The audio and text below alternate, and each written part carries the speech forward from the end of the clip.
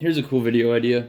I'm making this personality test for client intake forms just so that if anybody, wants to do some personal training with me, and as I'm interested in holistic health, holistic meaning physical, mind, body, soul, spirit, emotional, social health, all that stuff. So if you want to really assess somebody and help somebody with their health, people are complex organisms, systems, species. So there's a lot of dimensions, there's a lot of sides to a person, and if you don't account for one of those sides, like your health pyramid or triangle back in elementary school or whatever, like if one of those sides is lopsided, you don't have a lot of friends or something, then, your pyramid's out of whack, which is a poor example, but you get the idea. So anyway, this is question 2. Number 1 is, what is your dream? Which is a great question to ponder. And if you haven't pondered what is your dream, I highly recommend it.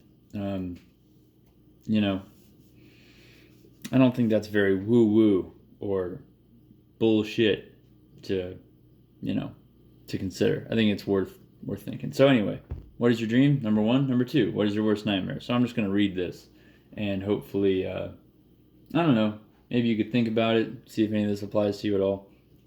But here's my response here. So, what is your worst nightmare? My worst nightmare would have to involve Jack, that's my son, he's almost 6 months now, growing up to hate me. Maybe it's a bit selfish because ultimately he deserves to live whatever life he wants, but I would really like to be included in his life as much as I could be. I would have to say the next worst thing that could happen to me is to be in a loveless relationship.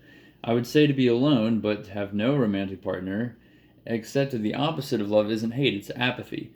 If I was single, I could always entertain the idea of a love interest. However, if I'm in a relationship void of love at all, that is true apathy.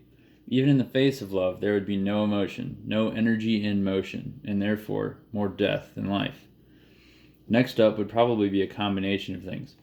Working a job that I hate, that pays too little, and takes up all of my time. That's a dark place, in my eyes. As a creative person, I would also imagine the inability to create in some capacity would be pretty terrible. If my health deteriorated, I felt and looked fat, was completely stiff and immobile, and had some form of chronic disease that hindered my daily life, that would be a very real form of hell. If music was no longer enjoyable, fuck that. If my diet was so restrictive that I didn't enjoy eating and felt pain at the sight of food. If I was unable to sleep at night for whatever reason, so that I never felt fully rested. These are the kinds of things that would make for a nightmare. So, if any of that resonated with you, if you felt like, that made you kind of think like, well, shit, not being able to sleep at all, that does sound terrible. And oh, you know what? I mean, my girlfriend right now is not sleeping very much. So for me, that tells me you have to imagine what kind of hell the people around you might be in if they're dealing with these things. What's your worst nightmare? If you're not dealing with those things currently, maybe you know people who are, and maybe that helps you understand them better. So, anyway, it's a good exercise. It's not childish, it's not dumb, and it's weird. My nightmare response is longer than my dream one, which tells me maybe I have more fear than joy in my life or something. But maybe I'm analyzing too much. I hope somebody found some use in this. This is holistic health at its finest. Do it. Try it. Hope it helps.